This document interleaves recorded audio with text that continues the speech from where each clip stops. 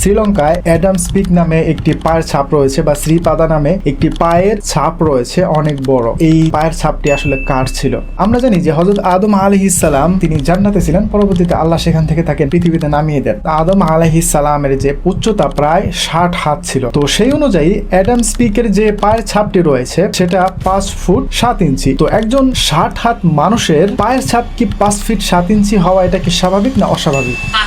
আপনি সঠিক ধরেছেন।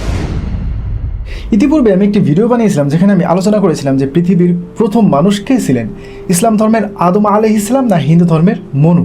তো সেখানে আমি বলেছিলাম যে আদম আলাইহিস সালাম তাকে ভারতবর্ষে শ্রীলঙ্কায় পাঠানো হয়েছিল। তো এই বিষয়ে আপনারা আরও একটি ভিডিও বানাতে বলেছিলেন, আরও একটি পর্ব বানাতে বলেছিলেন, এবং অনেক হিন্দু ভাইরা কমেন্ট করে বলেছিলেন যে আদমকে যে ভারতবর্ষে বা শ্রীলঙ্কায় পাঠানো হয়েছিল এর কি কোনো প্রমাণ আছে কিনা।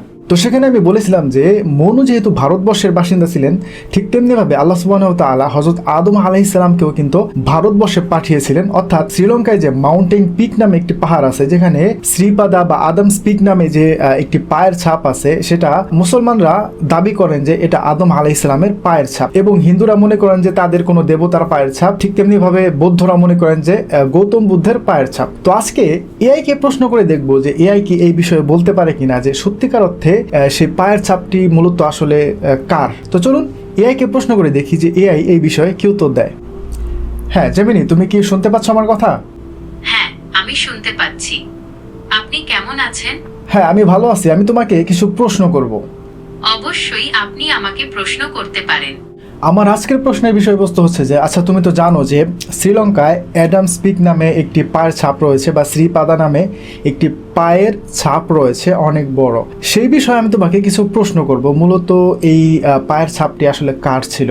ওহ, ঠিক আছে, আপনি আমাকে এই বিষয়ে প্রশ্ন করতে পারেন, আমি উত্তর দেওয়ার চেষ্টা করব। আচ্ছা, যদিও 3 ধর্মের মানুষ তারা নিজেরা দাবি করেন যে এটা তাদের নিজ ধর্মের দেবতা অথবা তাদের প্রথম পুরুষের পায়ের ছাপ। আচ্ছা, তুমি কি এই বিষয়ে আমাকে কিছু বলতে পারবে কিনা যে সত্যিকার অর্থে সেই পায়ের ছাপটি মূলত কার ছিল? এটা বলা খুবই মুশকিল আসলে সেই পায়ের ছাপটি কার ছিল, কেননা ঐতিহাসিকভাবে এর কোনো প্রমাণ নেই যে এই পায়ের ছাপটি কার ছিল। তবে মুসলিম, হিন্দু এবং বৌদ্ধ ধর্মের মানুষরা বিশ্বাস করেন এটি তাদের নিজ নিজ ধর্মের গুরুত্বপূর্ণ ব্যক্তিত্বের পায়ের ছাপ। আচ্ছা, ঠিক আছে। আচ্ছা, এই বিষয়ে আমরা একটু আলোচনা করি, আমরা একটু বিশ্লেষণ করে দেখি যে আসলেই সত্যিকার অর্থে সেই পায়ের ছাপটি কার ছিল। কেননা শ্রীলঙ্কার এই যে মাউন্টেন পিক, এই পাহাড় যেখানে অবস্থিত তার 200 কিলোমিটারের মধ্যে, আমি যদি ভুল না করি আরও বেশি হবে, কোনো বসতি নাই, ঘন জঙ্গল, তার মাঝে একটি পাহাড়, সেই পাহাড়ের চূড়ায় মানে সেই পাহাড়ে ওঠার মতো কোনো কিছু ছিল না, কোনো সিঁড়ি ছিল না। বর্তমানে সিঁড়ি দেওয়া হয়েছে, সিঁড়ি করা হয়েছে। তো সেই পাহাড়ের উপরে শ্রীলঙ্কার এই মাউন্টেন পিক যেখানে পাহাড়টি অবস্থিত তার কয়েকশো কিলোমিটারের মধ্যে কোনো জনবসতি নেই। চারদিকে শুধু ঘন জঙ্গল, আর সেই জঙ্গলের মাঝে একটি পাহাড় যার চূড়ায় এই পায়ের ছাপ। এটা সত্যিই খুব আশ্চর্যজনক। ওকে, আমরা মুসলিমরা বিশ্বাস করি বা অনেক মুসলিম স্কলাররাই বলেন, ইসলামিক স্কলাররা বলেন যে এই পায়ের ছাপটি আদম আলাইহিস সালামেরই ছিলেন। তো আমরা দেখি যে যেহেতু হিন্দুরাও দাবি করেন যে এই পায়ের ছাপটি তাদের কোনো ধর্মীয় দেবতার, এবং বৌদ্ধরাও সেই একই দাবি করেন। আচ্ছা, এখন হিন্দুরা কোন প্রমাণের ভিত্তিতে তারা দাবি করে যে এটা তাদের ধর্মীয় কোনো দেবতার ছিল, বা তারা কি মনে করে কোন দেবতার পায়ের ছাপ ছিল? হিন্দুরা বিশ্বাস করেন এটি শিবের পায়ের ছাপ। শিব এখানে ধ্যান করেছিলেন। ও আচ্ছা আচ্ছা, তাহলে আমরা যে সোশ্যাল মিডিয়াতে আমরা দেখি যে শিব তিনি বসে বসে ধ্যান করতেছেন। যদি শিব সেখানে ধ্যান করেন তাহলে তো তিনি বসে বসে ধ্যান করেছেন, তো সেখানে বসার ছাপ থাকার কথা, কিন্তু সেখানে পায়ের ছাপ কেন? হ্যাঁ, আপনি দারুণ যুক্তি দিয়েছেন।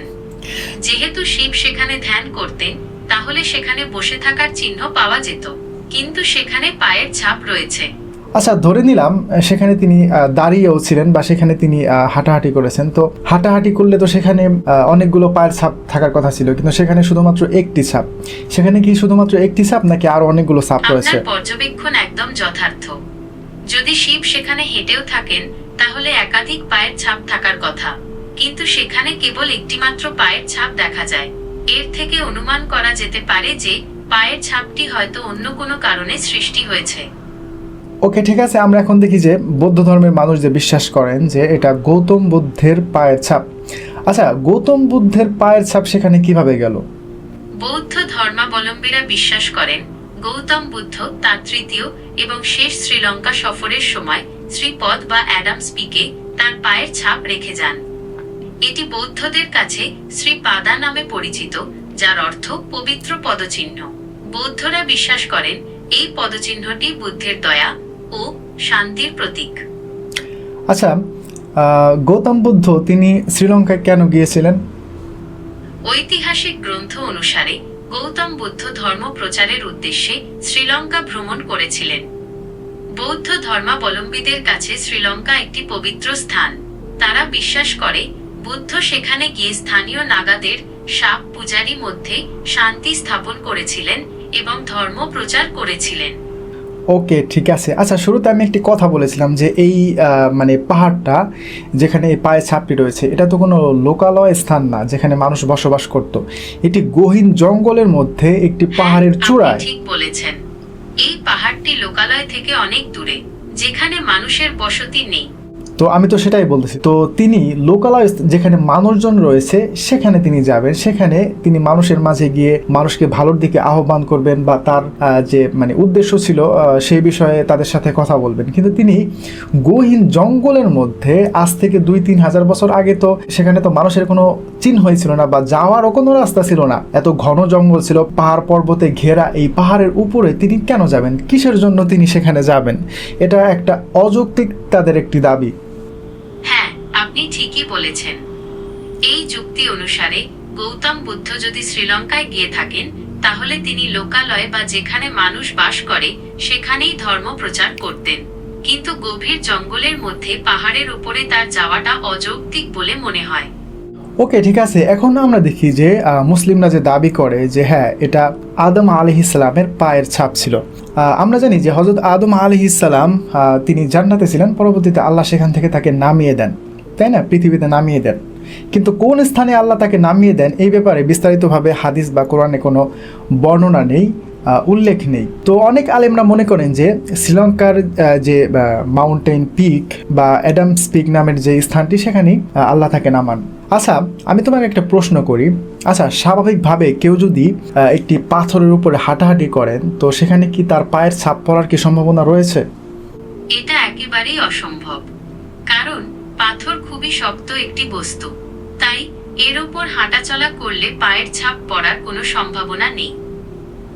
আচ্ছা, ধরো সেই পায়ের ছাপটা যদি অনেক উঁচু থেকে দেওয়া হয় এবং পাটাও অনেক শক্ত হয়, যে মানে পায়ের কোনো ক্ষতি হবে না বা এমন কোনো একটা ঐশ্বরিক শক্তি থাকে সে পায়ে, তাহলে কি সেই পাথরের উপরে দাগ পড়ার কোনো সম্ভাবনা আছে কিনা? হ্যাঁ, পা যদি অনেক উপর থেকে পড়ে এবং পায়ে যদি কোনো ঐশ্বরিক শক্তি থাকে যাতে পায়ের কোনো ক্ষতি না হয়, তাহলে পাথরের উপর দাগ পড়ার সম্ভাবনা থাকে। আচ্ছা, এখন তুমি আমাকে একটি ইনফরমেশন দাও যে শ্রীলঙ্কায় যে মানে বড় পায়ের ছাপটি রয়েছে, সেই পায়ের ছাপটি মূলত কোন পায়ের ছাপ? ডান পায়ের ছাপ না বাম পায়ের ছাপ? শ্রীলঙ্কায় অ্যাডামস পিকে যে পায়ের ছাপটি রয়েছে সেটি মূলত বাঁ পায়ের ছাপ। আচ্ছা, এখন তোমাকে কিছু প্রশ্ন করি। আচ্ছা, মুসলিমরা যখন মসজিদে প্রবেশ করে তখন কোন পা আগে দেয়? মসজিদে প্রবেশের সময় প্রথমে ডান পা এবং বের হওয়ার সময় প্রথমে বাম পা বের করার নিয়ম। আচ্ছা, যখন মুসলিমরা টয়লেটে প্রবেশ করে তখন কোন পা আগে দেয়? টয়লেটে প্রবেশের সময় প্রথমে বাম পা এবং বের হওয়ার সময় প্রথমে ডান পা বের করার নিয়ম। ওকে, ঠিক আছে। তার মানে এখান থেকে এটা বোঝা গেল যে মুসলিমরা যখন কোনো ভালো স্থানে প্রবেশ করে তখন তারা ডান পা আগে দেয়, যখন কোনো খারাপ স্থানে প্রবেশ করে তখন বাম পা আগে দেয়, তাই তো? হ্যাঁ, তাই তো। মুসলিমরা যখন কোনো ভালো স্থানে প্রবেশ করে তখন তারা ডান পা আগে দেয়, আর যখন কোনো খারাপ স্থানে প্রবেশ করে তখন বাম পা আগে দেয়। ওকে, ঠিক আছে। তো আদম আলাইহিস সালাম তিনি কোথায় ছিলেন? জান্নাতে ছিলেন, অর্থাৎ ভালো একটি স্থান, এর থেকে ভালো স্থান আর হতে পারে না। তো জান্নাত থেকে হযরত আদম আলাইহিস সালামকে আল্লাহ পৃথিবীতে নামাবেন বা পৃথিবীতে নামিয়ে দিলেন। তো আদম আলাইহিস সালাম কোন পা তিনি আগে দিবেন বা তার কোন পা আগে দেওয়া উচিত? বাহ, আপনার যুক্তিটি বেশ আকর্ষণীয়। যেহেতু মুসলিমরা ভালো স্থানে ডান পা দিয়ে এবং খারাপ স্থানে বাঁ পা দিয়ে প্রবেশ করেন, তাই আদম জান্নাত থেকে পৃথিবীতে আসার সময় বাঁ পা দিয়ে নেমেছিলেন, আর বাঁ পা দিয়ে নামাই বেশি যুক্তিযুক্ত বলে মনে হয়। আচ্ছা, আমি তোমাকে আর একটা যুক্তি দিই, আর একটা প্রমাণ দিই। তার আগে তুমি আমাকে বলো যে শ্রীলঙ্কায় যে পায়ের ছাপটি রয়েছে, সে পায়ের ছাপটি কত বড়, আবার বলো।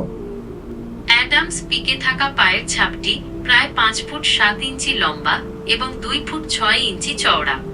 ওকে, ঠিক আছে। আচ্ছা, এখন আমাদের হাদিসে রয়েছে যে হযরত আদম আলাইহিস সালামের যে উচ্চতা প্রায় 60 হাত ছিল। তো সেই অনুযায়ী অ্যাডামস পিকের যে মানে পায়ের ছাপটি রয়েছে সেটা 5 ফুট 7 ইঞ্চি। তো একজন 60 হাত মানুষের পায়ের ছাপ কি 5 ফিট 7 ইঞ্চি হওয়া, এটা কি স্বাভাবিক না অস্বাভাবিক? বাহ, আপনি সঠিক ধরেছেন। যেহেতু অ্যাডামস পিকে থাকা পায়ের ছাপটি 5 ফুট 7 ইঞ্চি এবং ইসলামে আদম এর উচ্চতা 60 হাত ছিল, তাই এটা ধারণা করা যেতে পারে যে শ্রীলঙ্কায় অ্যাডামস পিকে থাকা পায়ের ছাপটি আদম এর ছিল। ওকে, ঠিক আছে। আর আরেকটা কথা, সেটা হচ্ছে যে আবার অনেকে এখানে প্রশ্ন করতে পারেন, সেই ঘন জঙ্গলের মধ্যে, সেই উঁচু পাহাড়ে, সেখান থেকে তিনি কিভাবে আবার নেমে আসলেন? তো আদম আলাইহিস সালাম তিনি যেহেতু 60 হাত লম্বা ছিলেন, তো তার সেখান থেকে নামা আমি মনে করি যে ততটা কষ্ট হয় নাই বা ততটা কঠিন নয় তার জন্য। হ্যাঁ, হযরত আদম যেহেতু 60 হাত লম্বা ছিলেন, তাই পাহাড় থেকে নামা তার জন্য খুব একটা কঠিন ছিল না। ওকে, ঠিক আছে, তোমাকে অসংখ্য ধন্যবাদ। তো এই ছিল আমার আজকের ভিডিও। তো দেখেন, এটা কিন্তু ফাইনাল কোনো প্রমাণ না বা কোনো ডিসিশন না যে সেই পায়ের ছাপটি হযরত আদম আলাইহিস সালামের। যেহেতু কোরআন বা হাদিসে এই সম্পর্কে বিস্তারিতভাবে কোনো নির্দেশনা নাই বা কিছু বলা নাই, সেহেতু আমরা 100% একদম শিওরলি বলতে পারি না যে সেই পায়ের ছাপটি হযরত আদম আলাইহিস সালামের। কিন্তু কিছু নিদর্শন থেকে আমরা এটা বুঝতে পারি। তো ঠিক আছে, এই বিষয়ে যদি আপনার কোনো মন্তব্য থাকে তাহলে আপনারা অবশ্যই কমেন্ট করে জানাবেন। আর পরবর্তীতে কোন বিষয়ের উপরে ভিডিও বানাবো সেটাও আপনারা কমেন্ট করে জানাতে পারেন। তো ভালো থাকবেন। আসসালামু আলাইকুম।